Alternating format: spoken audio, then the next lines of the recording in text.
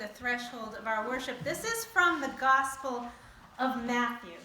And I was talking about different Bible versions with you, Joy. And so she quoted me back some scripture, and she said, this is the Joy International Version. And I love that, because this is a mix-up, a mash-up of a few different versions of this Bible. I think I consult the NIV and the NRSV and the Message.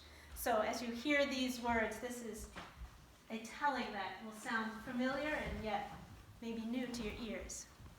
So a story from you from the Gospel of Matthew, chapter 13, verses 1 through 23. So after that, Jesus left the house and went and sat by the sea. Now it wasn't long before a big crowd gathered, so large along the shoreline that it forced Jesus to get into a boat. And there he sat, using the boat as a pulpit. And he shared with the crowd, told them stories, taught them. He said to them, listen, a farmer went out to sow some seeds. Now as he scattered the seeds, some fell along the path, and the birds came and ate them up. And some seed, well, that fell around the rocky gravel, where they sprouted up quickly in the shallow soil. But when the sun came out, the plant just withered away because it didn't have any depth of root. And some of the seeds scattered fell into the thorns, and the thorns grew up and choked them. And some seed fell into the good earth. And wow, there an amazing abundance came about, an amazing harvest. So the disciples came to Jesus afterwards, and they asked him, why do you tell stories? And Jesus said to them, to you has been given the insights into the kingdom of heaven. You understand how things work.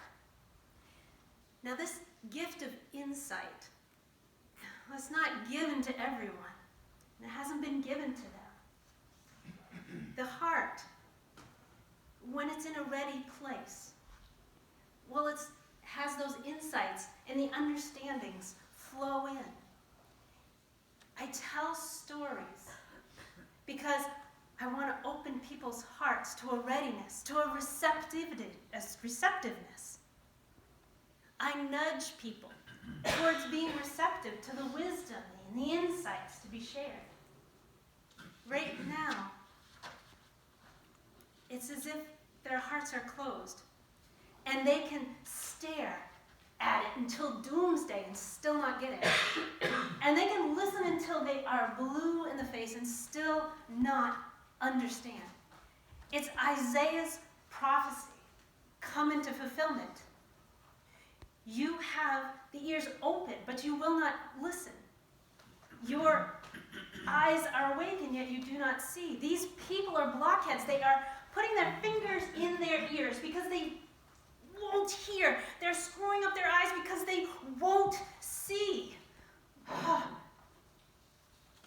And yet, their hearts, too, they refuse to turn. They refuse to deal with me face to face so I can heal them.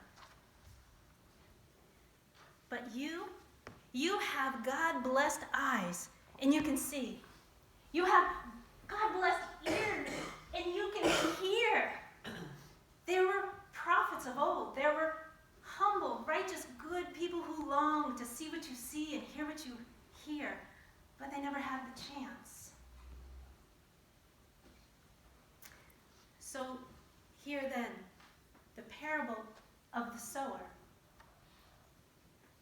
When God's word comes to a person and they don't understand it, the evil one comes and takes it away. This is the seed that's fallen among the path. And for the seed that fall along the rocky and gravel soil, well, these are when people receive the word with great joy and they live with great excitement. But then troubles and trials come and they quickly fade away because their character just isn't deep enough to hold it. And then the seed that comes into the thorns, well, this is when the worldly cares become too much. When that obsessive drive to chase after the material goods, the next best thing that's going to promise you fulfillment, that's those thorns coming up to choke the seed. And the seed that falls into the good soil, oh, this is when God's word is heard and it's understood. And with God's grace, there's an abundance that appears beyond wildest dreams. Let those with ears to hear listen.